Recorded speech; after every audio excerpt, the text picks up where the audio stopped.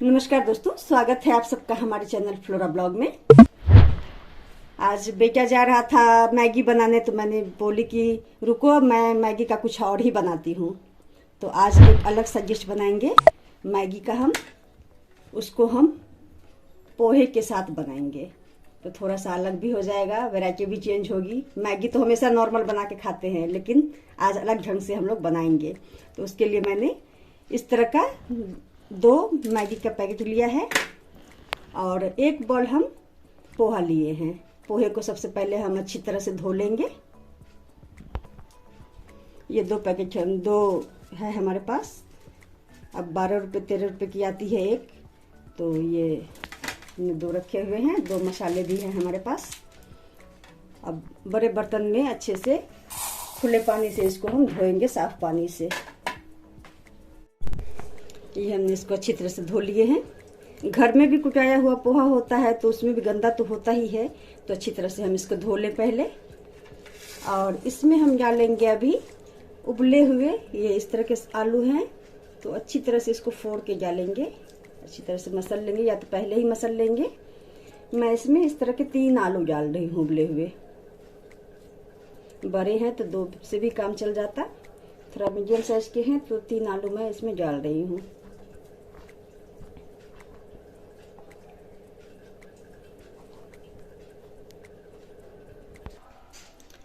देखिए दोस्तों, मेरा काम रेसिपी देना ही नहीं होता है, क्योंकि मैं एक हाउसवाइफ हूँ, तो सेविंग भी बताती हूँ। इस तरह से सूख गया था मेरा नींबू, तो देखिए इस गर्म पानी में मैं इसको थोड़ी देर रख दी हूँ और अच्छा रस निकलेगा।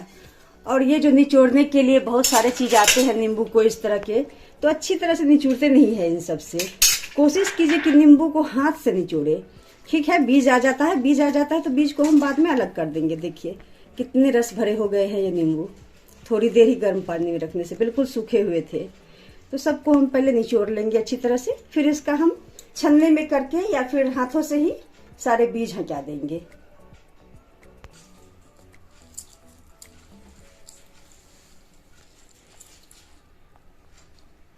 आधे नींबू में ही इतना सारा रस निकला है। ये बात बहुत छोटी सी है, लेकिन छोटी छोटी बातें ही बहुत इंपॉर्टेंट होती है। तो ये चीज आप जरूर कीजिए। सूख जाए नींबू तो फेंकिए मत, उसको थोड़ी देर के लिए गर्म पानी में 2 से 3 मिनट के लिए गर्म पानी में रख दीजिए, और अच्छा खासा ये फ्रेश हो जाएगा और अच्छा ये जूस देगा। फिर देखिए बस 1 नींबू में ही इतना ज्यादा रस आया है। यही हम उससे करते तो बहुत थोड़ा देता, आधा अधूरा रहता और सारा उसमें ही रह जाता। तो ये लीजिए, इसको हमने छान दिया, सारा बीज भी अलग हो गया और हमारा फ्रेश ये रस भी हो गया अच्छी तरह से। तो ये हमें रस लेना है नींबू का थोड़ा सा। और अब करना क्या है, अब इसमें कुछ सब्जियां हमें ऐड करनी है। सब्जियों में मैंने देख सकते हैं ये 1 बड़ा प्याज है और आधा शिमला मिर्च, आधा गाजर और मिर्ची थी 1 मिर्ची, हरी मिर्ची मैं डाल रही हूँ।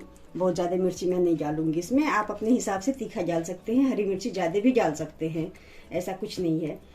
और यही वो मौका है दोस्तों कि बच्चों को आप हरी सब्जियां भर भर के खिला सकते हैं। इसमें चाहे तो आप अपने पसंद के, बच्चे जो सब्जियां नहीं भी खाते हैं वो भी ऐड कीजिए फटाफट से। और सबको जो भी है, बीन्स है, आजकल बीन्स आते हैं, बीन्स डाल दीजिए, पत्ता गोभी थोड़ी सी डाल दीजिए, और जो भी आपके पास सब्जियां अवेलेबल हो सारा उसमें ऐड कर दीजिए। तो ये सारा कुछ मैं इसमें डाल दी हूँ। धनिया पत्ती हम क्यों छोड़े, धनिया पत्ती भी हम डाल देते हैं। और ये 2 पैकेट में 2 मैगी मसाला तो हमें मिलेगा ही, तो दोनों मैगी मसाला हम इसमें डाल देंगे।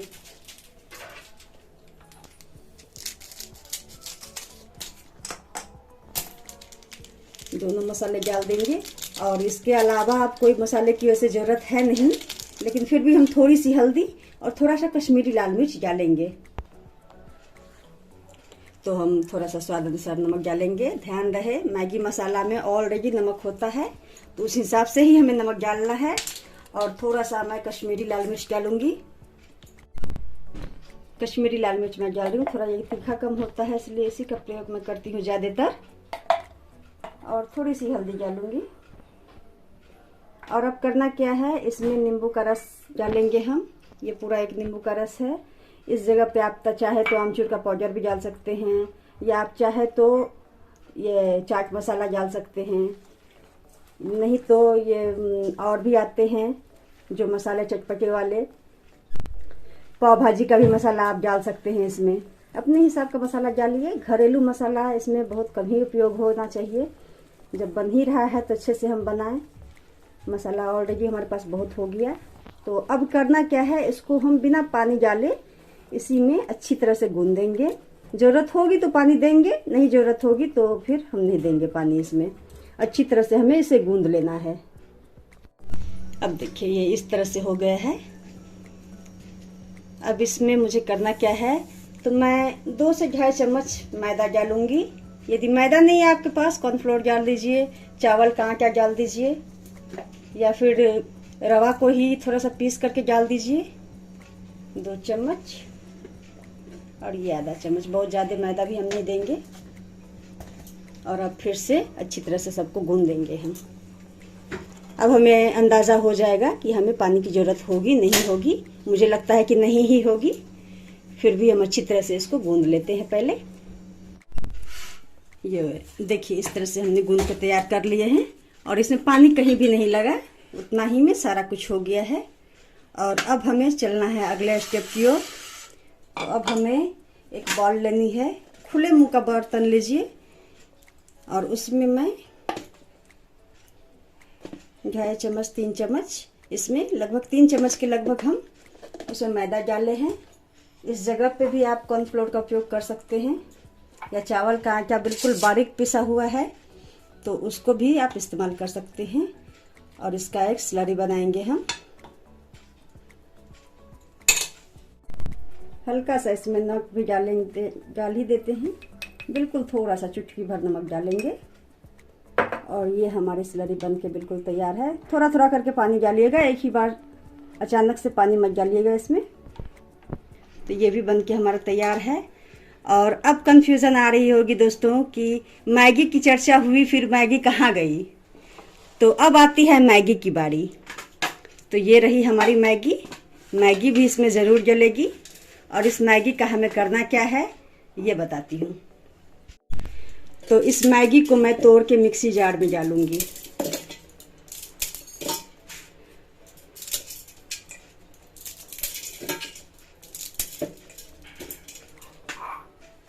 जो भी बचा खुचा है सारा मैं इसमें डाल दूंगी।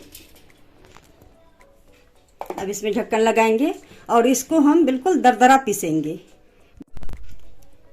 ढक्कन लगा दिया हमने, और इसको हम बिल्कुल बारीक नहीं पीसेंगे, दरदरा ही इसको पीस के हम निकाल लेंगे।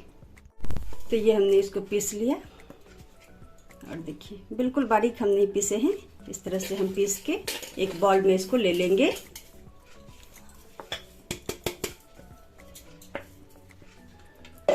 और फिर वही बात मैं कहूँगी दोस्तों कि इसको आप अलग ही रखें। और अब आते हैं हम अगले स्टेप की ओर। अब इसकी एक बॉल बनाते हैं हम, एक एक करके इसका हम बॉल बनाएंगे। चलिए थोड़ा थोड़ा सा हम लेते हैं इस तरह से, और आप चाहे तो आप अपने हिसाब से जो शेप में आपको पसंद है उस हिसाब से आप इसकी टिक्की बनाइए। जैसा आप बनाना चाहते हैं उस हिसाब से बनाइए। इस तरह से हम बना के सबको रखेंगे पहले।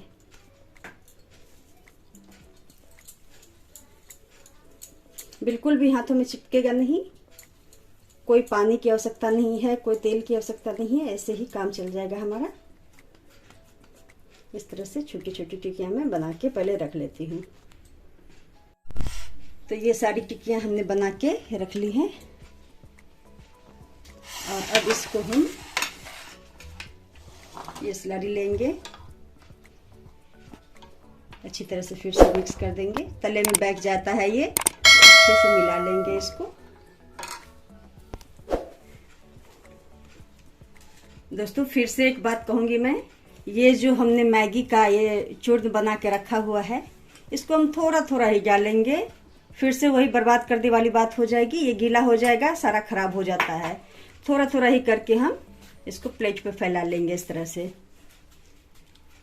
क्यों, ये आपको समझ में आ जाएगा। आपने भी कई बार किया होगा इस तरह से, तो आपको भी लगा होगा कि बहुत सारा चूर्ण ब्रेड वगैरह हम मिलाते हैं जब, तो इस तरह से हो जाता है, सारा गीला एक साथ हो जाता है। तो ये लीजिए, इस तरह से हमें अब इस मैगी से ही कोट करनी थी। इस मैगी से हमने अच्छी तरह से इसको कोट कर दिया और इसी तरह से सबको हम कर लेंगे। स्लरी में डुबाएंगे और फिर ये मैगी वाले चूर्ण में हम इसको कोट कर देंगे। मैगी का अच्छा सा स्वाद आएगा फिर इसमें। और वही थोड़ा थोड़ा करके एक एक चम्मच करके हम डालेंगे कि पूरा का पूरा हमारा बर्बाद ना हो, बच भी रहा है तो हम उसको रख सके।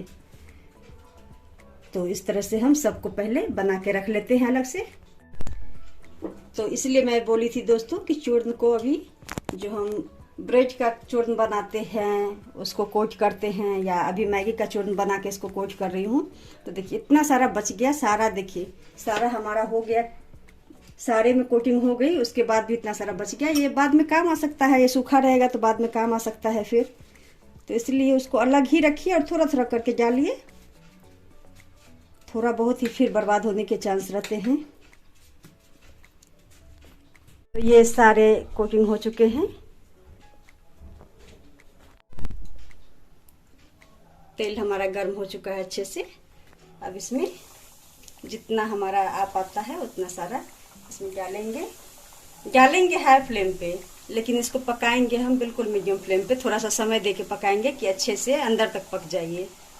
सबको हमने डाल दिया और फ्लेम को हम मीडियम कर देंगे।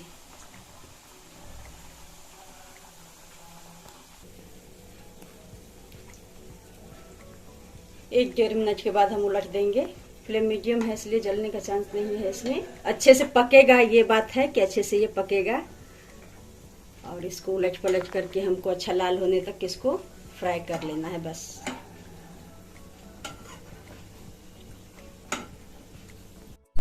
तो ये मैगी जला हुआ है इसलिए बहुत ज़्यादा ये काला भी नहीं पड़ेगा, अच्छा कलर देगा इसमें। ब्रेड वाला डालने से थोड़ा सा ज़्यादा ही डार्क हो जाता है, लेकिन ब्रेड नहीं डाली हूँ, इसमें मैगी का कोटिंग किया हुआ है इसलिए इस तरह से अच्छा सा कलर आएगा इसमें। और स्वाद भी मैगी का तो आएगा ही आएगा।